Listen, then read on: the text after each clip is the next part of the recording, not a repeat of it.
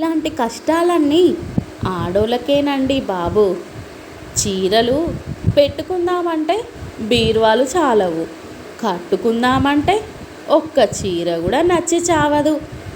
తీసుకునేటప్పుడు అన్నీ బాగున్నట్టు అనిపిస్తాయి, కట్టుకుందామంటే ఒక్కటి నచ్చదు.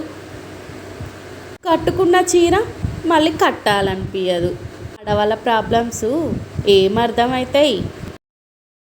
నేను కొత్తది కొనుక్కొని వేసుకున్నంత మాత్రాన ఇలాగే బజార్కి రావడం ఏం బాగుంటుందంటే వినరేమి. అందరూ చూసి నవ్వుకుంటున్నారండి.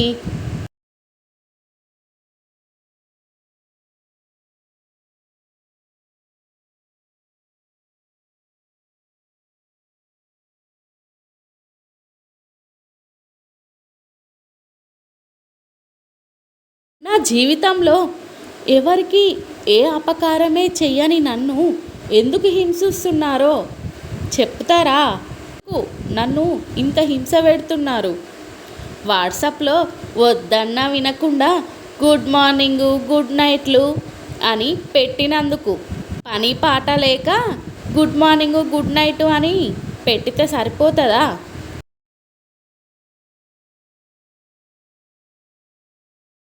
మీరు మాత్రం మీ ఇష్టం వచ్చినప్పుడల్లా సెలవు పెట్టేసి ఆఫీస్ ఎగ్గొట్టుతారు, కానీ నేను మాత్రం రోజు స్కూల్కి వెళ్ళాలేమా?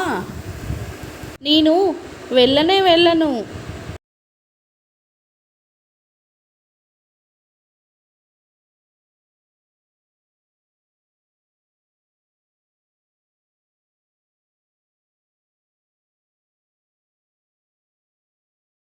ఇచ్చట పాత సామాన్లు అమ్మబడును.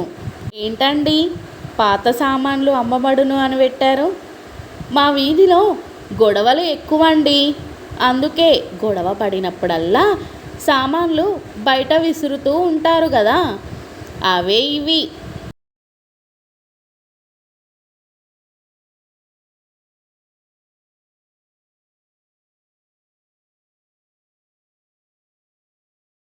డాడీ, ఈరోజు మీ వాళ్ళు ఎక్కడ బీటేస్తున్నారో చెబితే ఆ ఏరియాకు వెళ్ళకుండా జాగ్రత్త పడతాను డాడీ.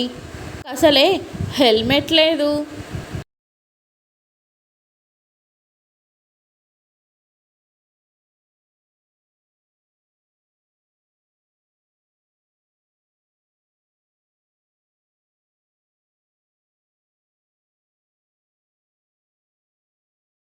తలంబ్రాలు అమ్మాయినెత్తిన ఫోటోగ్రాఫర్ పోస్తున్నాడని అలా అలిగితే ఎలాగయ్యా?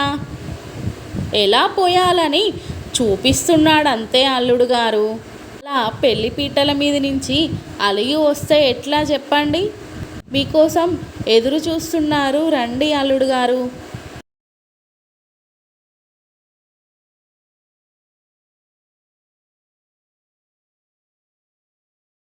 మీ డబ్బు ఖర్చు పెట్టి మరి ఇప్పుడే పెళ్లి చేసుకోని అవసరం లేదు.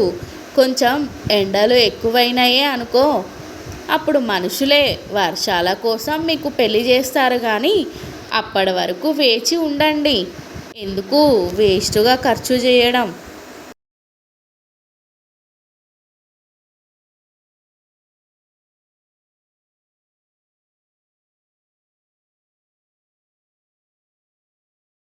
నేను వెంట లేకపోయేసరికి పెళ్లి ఫోటోలు తీస్తూ తలంబ్రాలు పోయడం, తాళి కట్టి చూపించడం తనే చేసేస్తున్నారమ్మాయి.